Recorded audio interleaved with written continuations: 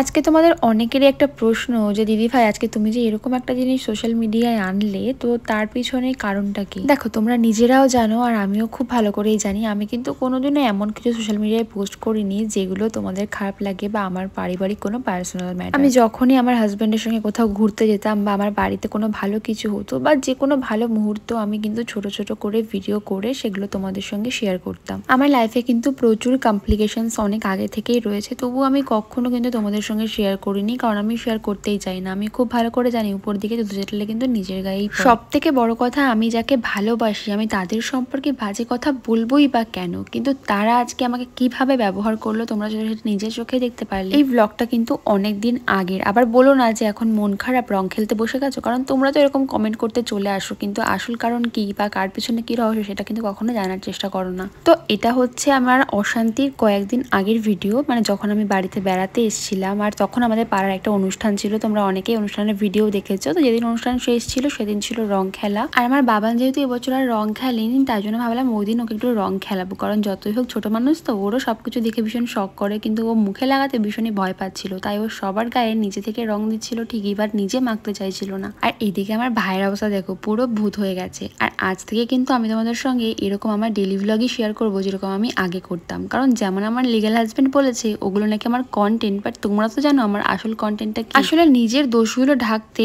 আর নিজের মায়ের sympathy gain করার জন্যই কিন্তু আমাকে পুরো মাটিতে মিশিয়ে দিল। মানে কি বলবো, একবারও ভাবলো না যে যে মেয়েটা আমার জন্য এত পাগল, যে মেয়েটা আমাকে এত ভালোবাসে, যাওয়ার আগেও বারবার করে আমাকে বললো আমার সঙ্গে 2 মিনিট কথা বলো, সে আমার সঙ্গে কথা বলার সময় পেল না, সে আমাকে এত দূরছাই করলো।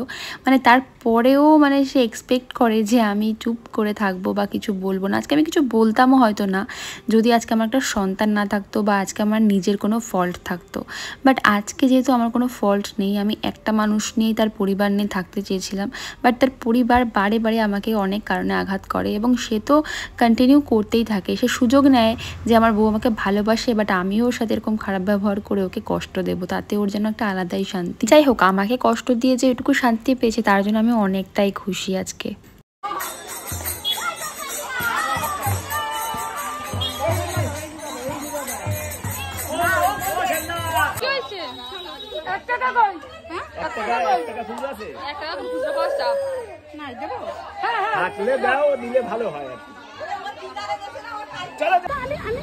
জান দেবে, জান রং দেবে। তুমি জান করে রং দাও না, তুমি জান করে রং দাও। তুমি আমাকে দাও, এই নাও, তুমি আমাকে দাও, এই নাও। তুমি জান করে রং দাও, আমাকে দাও। নাও ধরো, জান করে রং দাও, ধরো। দাও। ও বাবা, আগেই কপালে। এই তো জান তোমাকে এটা দেবে। এই তো, বাহ, কি সুন্দর। এটা কে তোমার বউ? তোমাকে কি বলতে বলেছি? কি বলতে বলেছি? জান, জান বলো। জান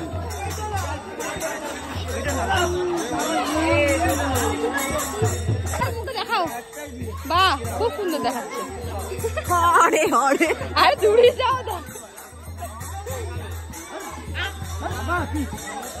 তো সেই দিন সারাদিনটা কিন্তু এইভাবেই রং খেলে খেলে আমাদের কাটিয়েছিল। বাবান কিন্তু বড্ড আনন্দ করছিল, আর আমাদের পাড়ার প্রত্যেকটা মানুষ দেখো আমরা সবাই একসঙ্গে নাচ করছিলাম, রং খেলছিলাম, দারুণ মজা হয়েছিল। আজকে জানো তো নিজেকে অনেক ভাগ্যবান বা ভাগ্যবতী মনে হচ্ছে, কারণ তোমরা এত এত লোক আমার পাশে রয়েছো, আমাকে ভালোবাসা দিয়েছো, আমাকে মেসেজ করেছো, আর বাবানকেও আশীর্বাদ করেছো। তোমাদের সকলকে আমার আর বাবানের তরফ থেকে অনেক অনেক ভালোবাসা জানাই। এইভাবে সারা জীবন আমাদের সঙ্গে থেকো, আমাদের সব সুসময় বা খারাপ সময় সবটাই যখন তোমাদের সঙ্গে শেয়ার করি তোমরা সব কিছুই দেখতে পারবে। ছোট ছোট আমাদের মোমেন্টগুলো আমরা কিভাবে এনজয় করছি, কিভাবে লাইফ কাটাচ্ছি।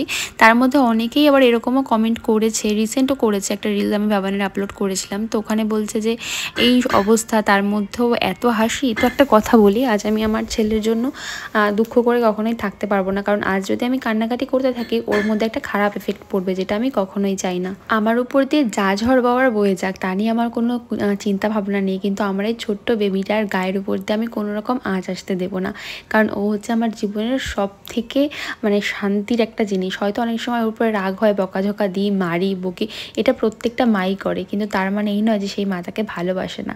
তো দেখো বাবানের কিন্তু তখন প্রচণ্ড গরম লেগে গেছিলো রং টং খেলা করে, তো বসে বসে কোল্ড ড্রিঙ্কস খাচ্ছিল। আর অবশেষে তো পুরো ভূত হয়ে গেছে, অবশেষে জামাটাও খুলে দিতে হয়েছে, কারণ প্রত্যেকটা জামাও ভিজিয়ে ফেলেছে আর ঘেমেও গেছিলো। আর রং দেওয়ার কাউকে যখন পাচ্ছিল না, তখন মাকে আর আমাকেই বারবার করে রং দিচ্ছিল। আমার বাবান হচ্ছে আমার লাকি চ্যাম্প। আমার বাবান যদি আমার সঙ্গে থাকে, আমার জীবনের সমস্ত খারাপ জিনিসগুলো কেটে যায় আর সব কিছু ভালো ভালো হয়।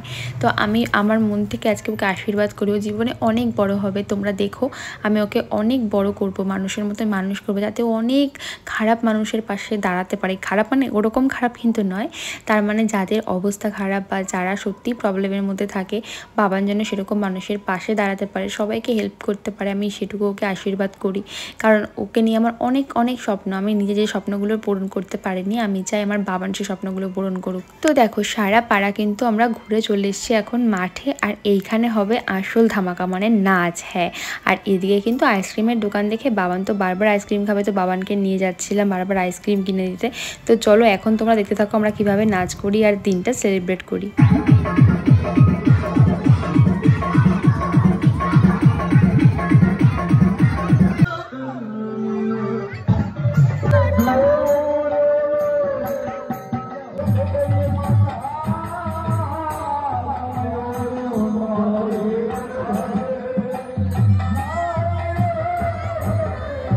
তো সবার জন্য আমি এটাই প্রে করব, যারা আমাদের সঙ্গ দিয়েছো প্রত্যেকের জীবন যেন এরকমভাবে সুন্দর সারা জীবন রঙিন থাকে।